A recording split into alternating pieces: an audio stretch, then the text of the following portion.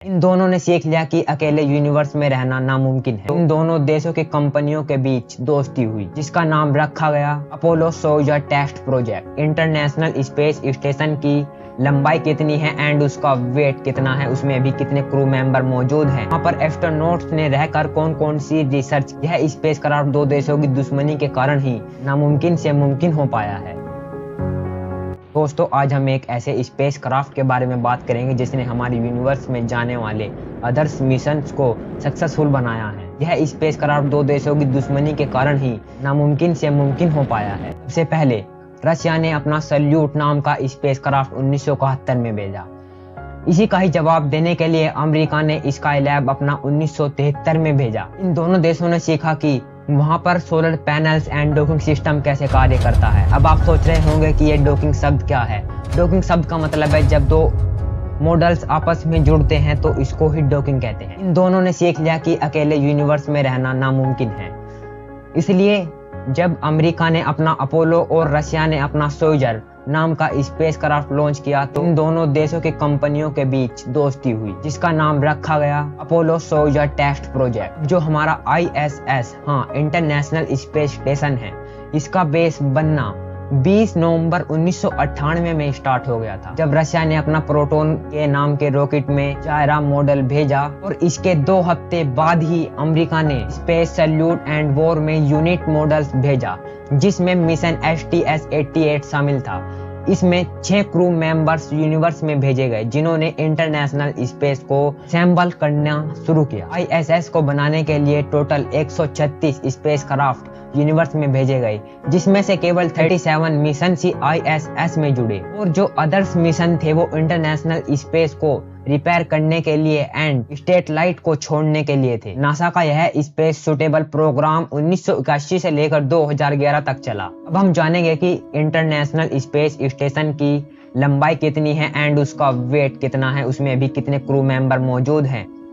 तो चलिए जानते हैं। वह आकार में एक फुटबॉल मैदान के जितना बड़ा है। गणित के हिसाब से देखें तो 109 मीटर उसकी लंबाई है।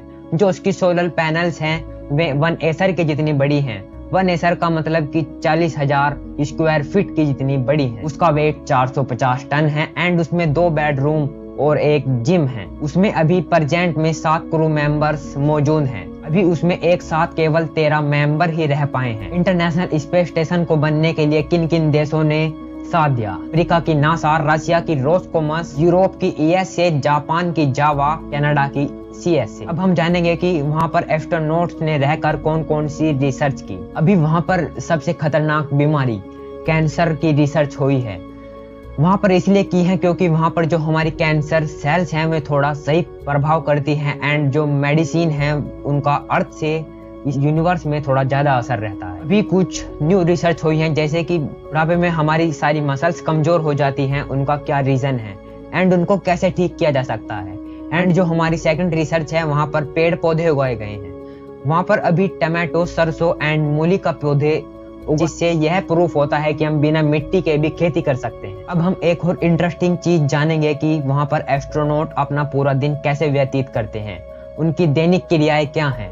तो चलिए शुरू करें। वे सुबह अपने स्लीपिंग बैग से उठते हैं एंड फिर ब्रश करते हैं। इसके बाद में स्पॉन्ज बाथ लेते हैं। स्पॉन्ज बाथ का मतलब है एक गीले तौलिए से अपना पूरा शरीर साफ करते हैं। ग्रेविटी के ना होने के कारण वे वहाँ पर वाटर से नहीं नहा सकते। और फिर वे जब ब्रेकफास्ट करते हैं तो वे मिशन कंट्रोल से वीडियो कॉल कर जो उनके अदर्स मिशन और जो फ्यूचर में करने वाले हैं उनसे डिस्कस करते हैं। और फिर 3 से 4 घंटे तक की साइंटिफिक रिसर्च करते हैं एंड जो हमारा इंटरनेशनल स्पेस स्टेशन है उसको रिपेयर करते हैं। और जो उसमें इंस्ट्रूमेंट खराब हो जाता है तो उसमें न्यू इंस्ट्रूमेंट इंस्टॉल करते हैं। जीरो ग्रेविटी के होने के कारण एस्ट्रोनॉट्स की मसल्स कमजोर हो जाती हैं। अगर वे 2 से 3 घंटे जिम ना करे तो उनकी मसल्स बहुत कमजोर हो जाएंगी, जिससे वे खड़े भी नहीं हो पाएंगे। अब एक न्यू क्वेश्चन आप लोगों के माइंड में आता है कि वे ऑक्सीजन कैसे लेते हैं। क्या वहाँ कोई एटमॉस्फेयर मौजूद है जिससे वे सांस ले सके और कार्बन डाइऑक्साइड? वहाँ पर एक इलेक्ट्रोलाइसिस मशीन लगी रहती है, वाटर से ऑक्सीजन को अलग करती है एंड जो हमारी कार्बन डाइऑक्साइड है वो इंटरनेशनल स्पेस स्टेशन से कैसे बाहर निकले, क्योंकि हमारे इंटरनेशनल स्पेस स्टेशन में स्काई बर्ड्स लगे रहते हैं जिससे वह कार्बन डाइऑक्साइड को बाहर निकाल दे। और जो ये हमारा इंटरनेशनल स्पेस स्टेशन है, यह 2030 में पैसिफिक ओशियन में आकर गिर जाएगा। अगर आपको और ऐसे ही टॉपिक कॉम्प्लेक्स सिंप्लीफाई बनाने हैं तो हमारे चैनल को अभी लाइक एंड सब्सक्राइब जरूर करें। Thank you.